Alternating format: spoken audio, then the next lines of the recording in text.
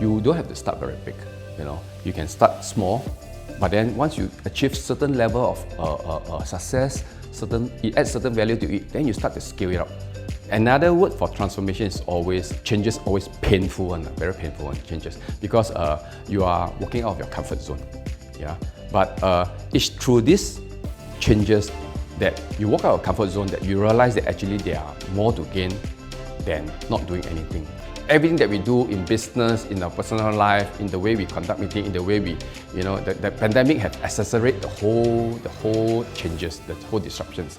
But what important is how do you respond to it? That will determine the outcome, not the changes that determine the outcome.